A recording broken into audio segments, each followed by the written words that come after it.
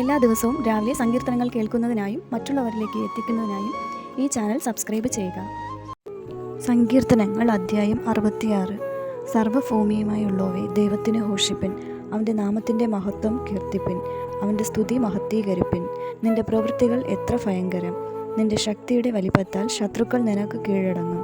സർവ്വഭൂമിയും നിന്നെ നമസ്കരിച്ചു പാടും, അവർ നിൻ്റെ നാമത്തിനു കീർത്തനം പാടും എന്നിങ്ങനെ ദൈവത്തോട് പറവിൻ.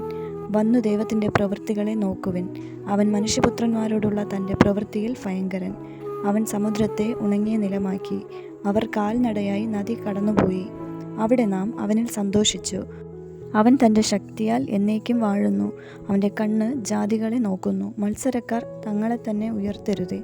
വംശങ്ങളെ, നമ്മുടെ ദൈവത്തെ വാഴ്ത്തുവിൻ, അവൻ്റെ സ്തുതിയെ ഉച്ചത്തിൽ കേൾപ്പിപ്പിൻ. അവൻ നമ്മെ ജീവനോടെ കാക്കുന്നു, നമ്മുടെ കാലടികൾ വഴുതുവാൻ സമ്മതിക്കുന്നതുമില്ല. ദൈവമേ, നീ ഞങ്ങളെ പരിശോധിച്ചിരിക്കുന്നു. വെള്ളി ഊതിക്കഴിക്കും പോലെ നീ ഞങ്ങളെ ഊതിക്കഴിച്ചിരിക്കുന്നു. നീ ഞങ്ങളെ വലയിൽ അകപ്പെടുത്തി ഞങ്ങളുടെ മുതുകത്ത് ഒരു വലിയ ഭാരം വച്ചിരിക്കുന്നു. നീ മനുഷ്യരെ ഞങ്ങളുടെ തലമേൽ കയറി ഓടിക്കുമാറാക്കി.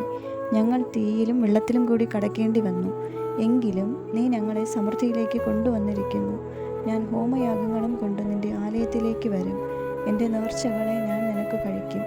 ഞാൻ കഷ്ടത്തിലായിരുന്നപ്പോൾ അവയെ എൻ്റെ അധരങ്ങളാൽ ഉച്ചരിച്ചു, എൻ്റെ വായാൽ നേർന്നു. ഞാൻ ആട്ടുകൊറ്റന്മാരുടെ സൗരഭ്യവാസനയോടുകൂടി തടിപ്പിച്ച മൃഗങ്ങളെ നിനക്ക് ഹോമയാഗം കഴിക്കും. ഞാൻ കാളകളെയും കോലാട്ടുകൊറ്റന്മാരെയും അർപ്പിക്കും. സകല ഭക്തന്മാരുമായുള്ളവരെ, വന്നു കേൾപ്പിൻ. അവൻ എൻ്റെ പ്രാണനു വേണ്ടി ചെയ്തത് ഞാൻ വിവരിക്കാം. ഞാൻ എൻ്റെ വായ്കൊണ്ട് അവനോട് നിലവിളിച്ചു. എൻ്റെ നാവിന്മേൽ അവൻ്റെ പുകഴ്ച ഉണ്ടായിരുന്നു. ഞാൻ എൻ്റെ ഹൃദയത്തിൽ അകൃത്യം കരുതിയിരുന്നുവെങ്കിൽ കർത്താവ് കേൾക്കയില്ലായിരുന്നു. എന്നാൽ ദൈവം കേട്ടിരിക്കുന്നു, എൻ്റെ പ്രാർത്ഥനാ ശബ്ദം ശ്രദ്ധിച്ചിരിക്കുന്നു. എൻ്റെ പ്രാർത്ഥന തള്ളിക്കളയാതെയും തൻ്റെ ദയ എങ്കിൽ നിന്ന് എടുത്തു കളയാതെയും ഇരിക്കുന്ന ദൈവം വാഴ്ത്തപ്പെടുമാറാകട്ടെ.